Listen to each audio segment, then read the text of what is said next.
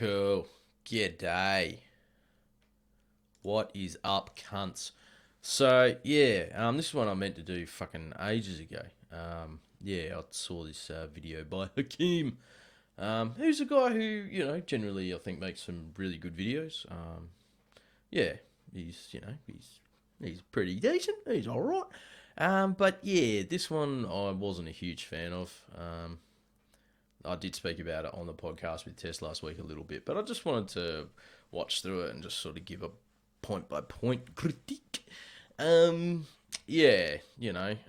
good for me to do this sort of thing sometimes. It's a bit feels a little bit more constructive sometimes to be talking about your own team and the ideas that they're putting out there. So yeah, let's get into it.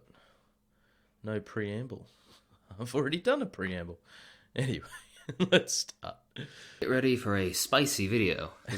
Yeah, so that's him saying, like, get ready for a spicy video, which I guess kind of, like, I don't know. I don't need to add to that.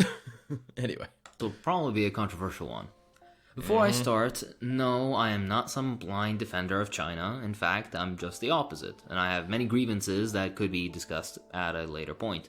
This video is just meant to provide more nuance to the conversation. With that said, let's start. Logically, as rational people, we should carry out an investigation of all the facts before we arrive at our conclusions, let alone carry out any action. This applies a lot to everyday life and even more so to politics. When it comes to political actions, a staple is protesting. A protest can either be channeled into a specific goal or used to make general discontent heard. Now, it shouldn't be controversial to say that not every protest deserves support. A prime example of this is the Hong Kong protests. Yeah, I guess, as an intro, that's pretty good. I mean, obviously, I don't really disagree with any of that up until he says that the Hong Kong protests aren't worthy of support.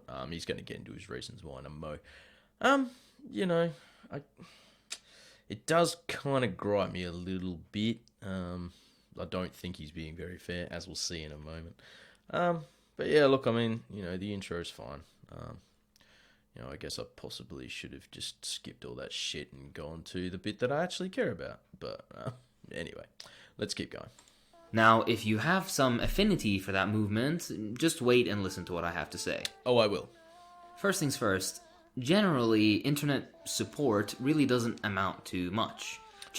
Bullshit. Yeah, look, we'll let him say more about that in a moment, but there are so many protest movements in this world that have been effective in, sort of on an online space that then translates into the real world.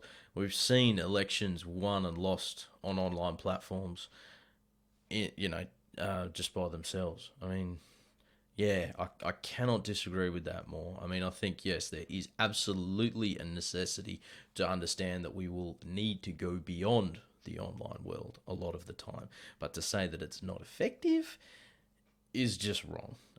We can point to a shitload of examples if we need to. I don't think I need to bother with that right now. A profile picture or retweeting a hashtag or a nauseating amount of Reddit posts can neither benefit nor hurt the course or outcome of any protests, for the most part. Usually, Western governments have made up their mind long before everyday people start expressing their own opinions, because in some cases, such as Hong Kong, they had a direct hand in what's going on. Now, of course, governments are going to have their minds made up. It's not necessarily about changing the government's mind. I mean, if we were just trying to appeal to those who are in power and their sense of empathy and rationality, a lot of this would be a lot easier. It's about recruiting everyone else, though. That's how movements work. I'm struggling to come up with a more effective means of engaging with people than the online space these days. I mean, holy shit, man. I mean, you're here doing this, and I'm assuming that you're a little bit like me and that you're doing this as a response to the right being incredibly effective online. I feel like on some level you have to understand how necessary this is and the way in which it is necessary, which isn't, like I said before, convincing those in Parliament or government or whatever it might be. Anyway. You supporting them by word or not really doesn't matter. I gotta to say it again. Why are you making a video then? Anyway. But more to the point, let's talk about what has happened. Lots of people in the West seem to think that this is about freedom, democracy, police brutality, etc., all things that need to be defined, but we'll leave that for later. The entire thing started because of a bill known as the Fugitive Offenders and Mutual Legal Assistance in Criminal Matters Legislation Bill. I know, it's a mouthful. This bill became a thing because in 2018, a pregnant woman was murdered by her boyfriend in Taiwan, who then fled to Hong Kong. Since there was no extradition bill between Hong Kong and Taiwan, he couldn't be extradited. Despite the fact that Hong Kong is part of China, under the one country two system setup, Hong Kong still maintains its own extradition treaties with other nations. The argument from the other side was that this amendment to existing extradition law will impede upon Hong Kong's legal system and rid them of their autonomy, which is hilariously stupid. Okay. Now, obviously, it sounds like that bloke needs to be punished. I'm not sure why Taiwan or Hong Kong isn't capable of doing it, but are you honestly suggesting to me, my boy Hakim, that you don't think that this bill will be used to extradite people of political interest? I mean, it's one of those times I am gobsmacked, mate. Like, you know that this will be used in that way. You know that this will be used to punish political agitators. Of course it fucking will. It'd be the same in the US. It'd be the same in my country. They will abuse this law. Now, perhaps, there is a need for an extradition treaty. I'm not sure if there is. Like I say, I can't see why Hong Kong couldn't prosecute this guy. But okay, let's say that the bill was about, say, extraditing criminals, but there was a clause in there to say that you couldn't do it in the case of politics. Maybe something like that might work. Even then, I'd be a little bit sus. Yeah, come on, man. You know this is going to be abused. If it went through, you would have been abused. Sorry about that. It's a simple law. OBS disconnection again, but we're back. Meant to ease judicial matters, and with the appropriate context in mind, it honestly is a legitimate thing to bring about. This is about bringing a murderer to justice for the death of a young woman and her unborn child. This is the example that they're using. That's it. Fuck. Anyway. Quote-unquote freedom. The people making this out to be about democracy are either CIA shills, ignorant, or, to use the scientific term, full of shit. Or they understand that governments abuse laws when they have them. Maybe you are a China shill. Yeah. Fuck. During the colonial era of Hong Kong, when the British controlled practically everything, there were no elections from 1843 until 1985. Yes, 1985. Britain simply appointed governors at will. Very democratic. Fucked up. Afterwards, only when the handover process to China begun, did very limited elections take place. Only in 1995 did they have a legislative council that was entirely democratically elected. After being rightfully returned to China, Hong Kong became even more democratic as the People's Republic of China added more seats both directly elected and in the so-called functional constituencies that represent subsets of the population in a type of electoral college. I guess, that concerns me a little bit. I mean, my understanding, and look, I'm no expert on this, and, by all means, tell me if I'm wrong. There's a good chance that I am. Look, my understanding is that those were concessions that were won by the people when they were talking about Hong Kong being returned to China. These were the sorts of things that, people wanted to be seen put in place before that would happen, so that Hong Kong people would have some protections. I really hope you're not trying to make the argument that the Chinese are pro-democracy. I mean, their response to dissent is alarming, to say the least. Their history is fucked. Again, surely that's an argument I don't have to make. Look, anything that's there, come on, man. I feel like I'm one of those NFL presenters. Come on, man. Maybe that's what I should change my channel to. Anyway, anything that's there is absolutely in spite of the Chinese government. Of course it is. Secondly, I think it's interesting just how much traction the Hong Kong protests got, despite the fact that there are way bigger protests going on around the world, with actual real instances of horrific state repression and murder of protesters. The protests in Iraq have over 100 dead in just a few weeks. The protests in Chile, in just 2 weeks, have 20 dead. And I think that is a really good point. Yeah, there are a few reasons why this might be happening, and he goes into a couple that are reasonable in a moment, I think, if memory serves me right. It's been a little while since I first watched this. But, yeah, no, I think that's a very good point. Iraq and Chile are examples of popular movements that are sort of gaining a bit of focus in the media now. Not as much as Hong Kong. I suspect, and people can disagree with this if they want, and that's fine. I can see why they would, to be honest. But I suspect that at least some of it is because Hong Kong is seen as a separate entity to China. So it is sort of this concept of an outside external power coming in and taking control, whereas they do see Chileans protesting their own government, and they do see that in Iraq, even though I do agree that that's not actually the case. That is perhaps what people are perceiving. And also the tactics of the Hong Kong protesters have been different. And I'm not saying that one is better or worse. I do think, though, that the Hong Kong protests, their style is probably going to be a little bit more easy to digest for a Western audience. And I think that the media understands that. But yeah, that's just my take. Protests in Hong Kong, which have been going on since June, 0 dead, not a soul.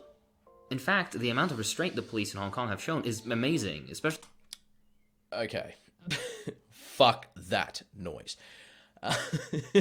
We have seen so much footage of those police going nuts. We have seen them shooting unarmed protesters in the fucking chest. We have seen them break onto trains and beat the living crap out of people, just simply for being there. To describe this as restraint simply because there are worse examples in other countries is pretty gross, to be honest. I'm using stronger language than I intended to here. But look, the thing is, if that's not there to apologise for China, I don't know what it's doing there, to be honest, mate. Yeah, I want to believe, but having heard that again, I'm finding it a little bit tough. Hong Kong is not an example of police restraint. And look, I have the benefit of today's news. I know you didn't when you made this, but look, we have actually seen, not that it should change that, but it is tragic that one student has been killed in the protests this morning in Australia anyway. Basically, sounds like he was trying to escape gas and fell off a building. So look, I guess if death is your hallmark, then there it is. Not that I think that it should be. Anyway, I'm going to move on. Especially compared to my own country, Iraq, where I can't even leave work without being harassed by cops, or in Chile, where they're cracking skulls by the hour. Now, before the argument is brought... Yeah, of course, it's shit, I'm sure it's terrible in Iraq. I'm sure it really is. I don't really see how this differs from an argument of we can't think about feminism in Western countries because it's worse in the UAE, for example. It honestly just sort of smacks of whataboutism. And look, man, I'm sorry that you're going through that shit, but that does not in any way mean that you get to call the police in Hong Kong restrained. It does not mean you get to shit on their movement as a result of that. I'm sorry, it doesn't. Anyway. Brought up, no, I am not defending police. In fact, I think the institution should be abolished. But remember that the image being shown to both you and I is one of extreme state repression in Hong Kong, where there really isn't any. Regardless, You're defending the police. That's exactly what you fucking did, mate. Oh, God. Back on point. Why are the Hong Kong protesters getting so much traction, especially on English-speaking mediums, and Western government support compared to the protests in Iraq or Lebanon or Chile, etc.? You and I both know that if the United States is supporting something, then there's probably something rotten. If they've ever... Oh, that's a fair point. Yeah. Yeah, no, fair point. I mean, even if they are, we'll see what he has to say in a moment. Yeah, I'm jumping in too early here. I'll let it keep going. Really cared for democracy, they would have never overthrown Salvador Allende, the democratically elected leader of Chile, and put a fascist dictator in his place. Correct. Anyhow, let's take a deeper look. The main organizers are the Civil Human Rights Frontier, a coalition made up of some 48 pro-democracy, and I use that term very loosely, NGOs and political groups.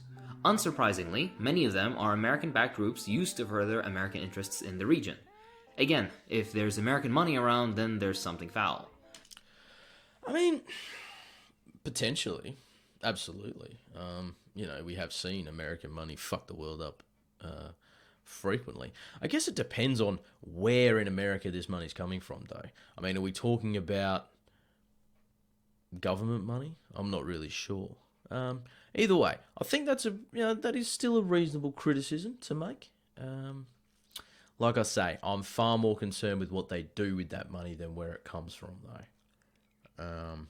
And honestly, that just remains to be seen. Anyway, this is the strongest part of his video, I think. This shouldn't be a controversial statement. If you're okay with American money directly funding these groups for some weird reason, then imagine protests in the US being directly backed by Russian and Chinese money. Then imagine them waving Chinese flags around. Then imagine these protest organizers and leaders meeting Chinese political officials. Yeah, like I say, I mean, it totally depends on the outcome to an extent. But, like he's saying, I would be concerned. And I think that this is a point of concern. And I think it's something that it's something to criticize them about. Not withdraw support for, though. I can think back, to the early days of communist movements in my country, in Britain and the US, accepting money from the Soviets. And, I can sympathize with it to an extent. Now, I'm absolutely, unequivocally not a fan of the USSR. But at the same time, I can see why you'd think that was maybe the better alternative. It's a bit of a grass is greener situation. It's the enemy of my enemy is my friend coming out again. It may be ill-advised in the long run, but I can understand how that sort of thing would happen. I don't think we should have withdrawn support for, say, the early communist parties in these Western nations just simply because they were backed by Russian money, though. It totally depends, I think, on what their actual goals and outcomes were. As it turns out, they got absolutely fucked. But, the potential was there. I mean, imagine if they hadn't had that money. They would have been fucked over even quicker. Anyway, that's a whole other thing to an extent. I don't want to get that deep. Then imagine them asking Xi Jinping to militarily intervene in the United States. All of a sudden, the need for nuance begins to make a lot more sense, doesn't it? Also, an interesting side note, putting aside the horribly inflated numbers for protest attendees, some people are being paid to show up to the protests. Another thing conveniently left out of the official narrative is how many in Hong Kong actually support the extradition bill. 60% of the population doesn't support independence for Hong Kong at all. Yeah, okay, cool. I think that's very unwise. As with a lot of government data, though, I do think there's a need to assess the accuracy of it. But, for sure, okay, so if they don't support independence in Hong Kong, cool. I guess I'd say let them vote on it. Which, is something fraught with problems as well. Because those people who, really do want democracy, and I think for very good reasons, would get proper fucked. Which, does kind of concern me as well. But yeah, again, a stronger point than the one made previously, at least. I'm interested by that bottom bit, though, when it says the possibility that Hong Kong can attain independence in the future. Not many people think it's possible anyway, so I wonder how much that's influencing that 60% number. Maybe they're just kind of resigned to the fact that China is coming. Scary fucking thought, isn't it? Yeah. I don't know. I mean, I struggle to think that a country would willingly accept the Chinese government. I struggle to think that a country would willingly accept the US government, for that matter. But, you know, I mean, this is a government that, you know, Tibet fought tooth and nail against. Taiwan continues to do their absolute living best against. I really, yeah, I don't know. I struggle with this. I do. Anyway. Many people are very unhappy with the protests, the large-scale rioting and destruction of public property going on that honestly serves no purpose other than to look pretty for Western cameras. They're not waving around American flags, writing signs in English, and singing the US anthem for fun. They're doing it because they know it'll get attention from English-speaking Westerners and Western media. Yeah, because, like we said before, I mean, they do see the US as their potential saviour. Now, that might be ill-advised. I think to a great extent it probably is. You know, and I think you mentioned military intervention before as well. I mean, I don't know what I'd do. Honestly, if I was facing, you know, the Chinese government versus the US intervention, it would be a fucking hard choice, in all honesty. I don't know which I'd prefer. And I say this as someone who identifies as an anarchist and a socialist, I would probably prefer the US. Call me a lifestylist, call me brainwashed, all you like. The reasons I say that are based in the fact that at least we can try to hold them to account to the things that they say they believe in. Small comfort, I know. But at least it's there. I don't, you know, the same cannot be said of the Chinese government. They, you know, ain't forgetting Tiananmen anytime soon. Anyway. As for those waving around British colonial flags, they're just conveniently ignoring their own history in vain hope that they'll get some more support from the West. Yeah. They forget how, during the colonial period, laws were passed to ensure that no Chinese would live in the most desirable areas of Hong Kong, which the British wished to preserve as their exclusive enclaves. They forget how in a land in which 98% of the population was Chinese, English was the official language. The Chinese language was not permitted to be used in government offices. Laws regulating conduct were written exclusively in English, a language which the vast majority of the population could not understand. They forget the 1967 protests in Hong Kong, where the British massacred dozens of people and imprisoned thousands. Hi. Yeah, and I absolutely agree. And I mean, of course, we all understand that the British colonialism is the worst example of colonialism the world has ever seen. It's, you know, yeah, surely I don't need to argue that case. Yeah, that's horrendous oppression, and I think it's right to sort of, you know, criticize, you know, sort of these, you know, when they broke into the legislature, I think it was, and they held up the flag of the colony, like the British flag, and you know, it's right to criticize that because it is ignoring history. Yeah, what can I say? I agree with that point. It should be criticized. Does it mean we shouldn't be supporting them though? Fuck no. Another untrue thing that's being thrown around is that China is censoring news about Hong Kong, which is such nonsense it's unbelievable. Just take a look at Reddit, where pro-Hong Kong posts get hundreds of thousands of upvotes on practically every subreddit. If there really was censorship, you wouldn't be seeing any of that. I guess it depends exactly what you're talking about. I'm not aware of anyone that sort of thinks that Reddit is a particularly is a platform that's commonly censored by China. I feel like maybe I missed something there. Like, yeah, I don't know. Maybe his point was that maybe that was an example of Reddit from within Hong Kong. Maybe. I'm not sure. Yeah. Anyway, I'd like to know more about that, to be honest. But yeah. I get it. A lot of people are just karma farming because they love meaningless internet points. But I'm sure an equal percentage actually believes that A, China is really censoring Reddit. It isn't. And B, that they're doing something that can impact the protests in any way. They aren't. Again, horseshit. I mean, how do you develop a class consciousness without the flow of information? How do you develop consciousness about anything without a flow of information? why are you doing videos if you don't agree? Yeah, this doesn't make any sense to me at all. Look, I would point out, and I'm assuming here that he's talking about Reddit from the West or something. Like, I mean, we have seen examples in the West of China wielding its muscles over what we see in the West. Like that whole NBA thing, that wasn't that long ago. That was censorship by a foreign government. Guess it doesn't bother me any more or less than censorship from my own government, but it still happened. Yeah. Yeah, I find it hard to believe that there isn't an effort by China to censor things within China and Hong Kong. Yeah, that's impossible, really. I mean, we see it happening here. This shouldn't be a place where they have any influence, but by God, do they? And it shows their willingness to do it. Yeah. Sorry, brother. Can't agree less. The worst thing, I think, is the rampant racism that has come out of protesters and people in the West. I hope you're aware of how disgustingly racist some people in Hong Kong are towards mainlanders.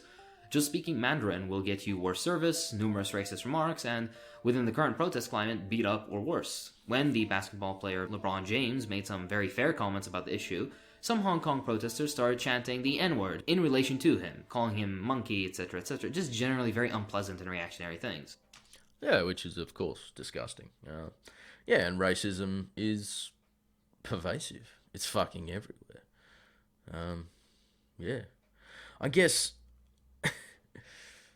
again, though, I don't see this as an argument for not supporting the Hong Kong protests.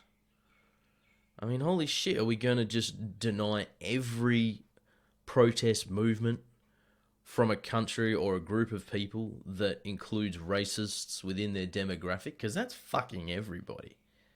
That's just not possible, man. We won't be supporting nothing, bro. The worst of it is the sheer amount of xenophobia coming out of many people in the West. Take a look at any comment section under a pro-Hong Kong post and you'll see what I mean.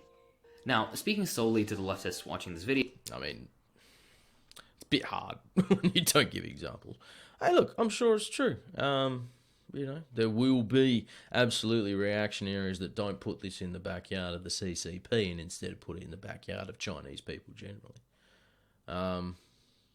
Yeah, and that's unfair. Of course it is. Again, don't see this as a reason to not support Hong Kong. I get it. It's really nice to see masses of people out protesting what is being portrayed as a tyrannical government. The thing is, though, many people are being duped. The protests are anything but honorable and support-worthy. The aesthetics of a revolutionary movement are beautiful, but in this case, they're just that, aesthetics, with no content. Like, I hope you're going to establish that in a moment. You haven't so far, by the way. But, like, again, this painting of China as not a tyrannical government. If you aren't apologising for China, as you seem to claim at the start of the video, what the fuck is that sitting there for? I'm honestly pretty fucking confused, man. Anyway. There are genuine protests fighting austerity and fascist police going on right now in the world, such as Chile. I mean, you've mentioned that. I mean, do we need to support one or the other? Do we need to pick? Why? Just because one's, like, ill-advisedly perhaps waving US flags. We don't support that one, but we will support the one that's the other. I mean, honestly, this kind of, before you're critiquing the aesthetics and people's response to the aesthetics, to an extent, it does feel like you're doing the same thing here. Because what you're critiquing is the aesthetic of them waving the flag that you don't like. And I get it. I don't like that flag either. And I do think it's wrong. But it does feel like if anyone's responding to an aesthetic, it's yourself. Anyway. But that gets no media coverage, no hashtag, no massive waves of support on English websites, no US senator support, nothing. And I will agree that it is frustrating that that doesn't get the same level of support. I'll agree with that, 100%. It should. It deserves just as much support. Perhaps more. I'll go that far. Yeah. I agree. Think about things critically. Which protest is more damaging to the system the United States props up? Which protest is getting all the media coverage? Again, because I know I need to repeat myself on this. And that is a very good point. The Chilean protests are directly in opposition to neoliberalism. For example, we've seen the pictures. And I do agree with that. That absolutely, like I said, the Hong Kong protests are absolutely more palatable, and they don't go as far as the Chilean protests or potentially the Iraqi protests. I'll confess to not knowing that much about them. Perhaps you could do a video and educate us on that. But I still don't see that as a reason not to support Hong Kong. Yeah. Again, critique for sure. Don't take that next running, flying leap, mate. Anyway, he's about to repeat himself, so probably means I'm about to as well, so sorry. This does not mean I'm some CCP shill, although I wish I was. Goddamn, I need to pay my tuition fees. Nor does this mean that I support China in particular. I mean, you can be a shill without being paid. Sorry. Frankly, I've yet to make up my mind. As the great helmsman said, no investigation, no right to speak. And I don't think I've done enough research on China's political and economic system to make up my mind just yet. So then why are you defending it? What I am saying is approach everything with a critical mind. Usually, if the US supports it, it's probably shit. Upon research, you find this to be true. Yeah. Apply this to history, and you'll see that it's correct practically 100% of the time. I've included some great resources in the pinned comment that you should take a look at if you genuinely care about the truth of the matter and other incorrect general anti-China stuff. If you enjoy what I do, then please support me on Patreon. I'd like to thank my patrons. So thank you to Sasha Navaseta, Zarian Arsin. Yeah, so we don't need to watch that anymore. But yeah, I mean, like I say, he generally makes some good videos. I don't think this is one of them. It does come across as pretty China apologetic. More so on a second viewing, to be honest.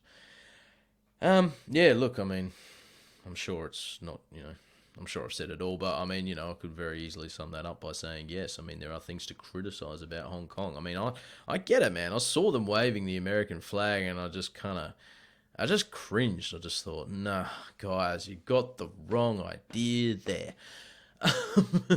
But at the same time, I can see why they might want to do that. Yeah, and there's a few reasons why you might. I mean, one could just simply, like I said before, grass is greener. It always fucking is.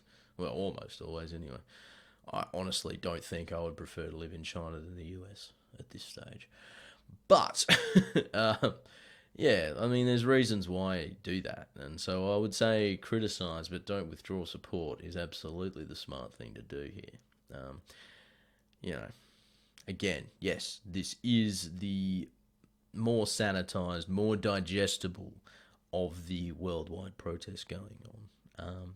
But at the same time, I mean, there's a lot to be learned. I mean, their be like water approach to the police is really good, and I think something that we're going to need to employ, especially in the West.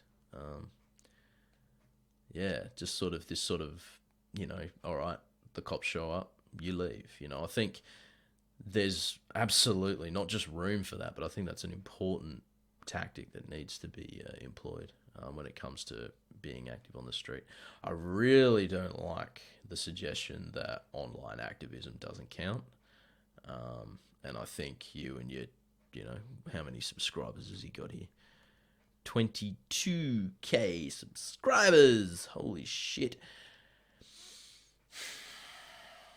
You're reaching 22,000 people, man. I mean, okay, this video's got 15,000 views. Almost 16,000. But that's okay. So that's 16,000 people. That's significant, mate. Seems like they agree with you. There won't be too much brigading. Look, you haven't been... I don't get this. Yeah, look.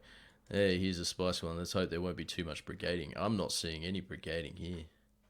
You got a pretty well upvoted video. You got a fair few views.